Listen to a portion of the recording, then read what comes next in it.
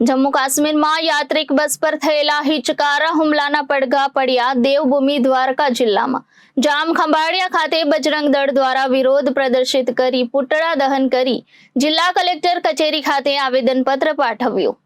જમ્મુ કાશ્મીરમાં 9 જૂનના રોજ યાત્રિકો સાથે વૈષ્ણોદેવી દર્શનાર્થે જઈ રહેલ એક ખાનગી બસ પર આતંકવાદીઓ દ્વારા હુમલો કરવામાં આવવાના કારણે બસમાં સવાર બાળકો, મહિલાઓ સહિત 10 જેટલા યાત્રિકોના કરુણ મૃત્યુ નિપજ્યા હતા।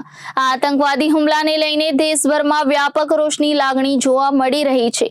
ત્યારે આજરોજ જામ ખાંભળિયામાં જોધપુર ગેટ ખાતે બજરંગ દળ દ્વારા વિરોધ પ્રદર્શિત કરાયો હતો, જેમાં આતંકવાદ વિરોધી સૂત્રોચ્ચાર સાથે પુતળા દહન કરી વિરોધ પ્રદર્શિત કરવામાં આવ્યો હતો। તેમજ ઉપરાંત રાષ્ટ્રપતિને સંબોધીને જિલ્લા કલેક્ટર કચેરી ખાતે આવેદનપત્ર આપવામાં આવ્યું હતું।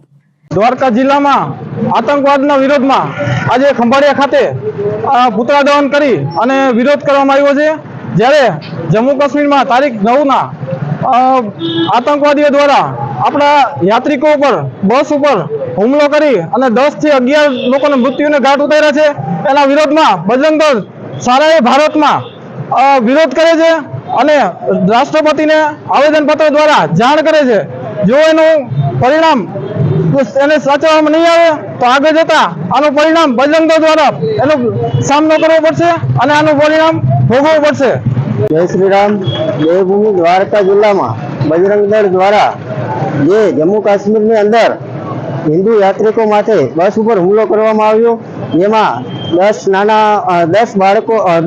લોકોનો સમાવેશ થાય છે, જેમાં નાના બાળકો તેમજ સ્ત્રીઓનો સમાવેશ થાય છે। આજરોજ ખંભાળિયા નગર ગેટ ખાતે વિરોધ પ્રદર્શન કર્યું હતું, જેમાં પુતળા દહન કરી નારેબાજી કરી હતી અને કલેક્ટરશ્રીને આવેદનપત્ર પણ આજે અમે ફાળવવાના છીએ। જે જમ્મુ કાશ્મીરની અંદર ઘટના બની તેને સખત શબ્દોમાં વખોડીએ છીએ। જય શ્રી। રિપોર્ટર ઘનશ્યામ સિંહ વાઢેર, જામ ખંભાળિયા, દેવભૂમિ દ્વારકા।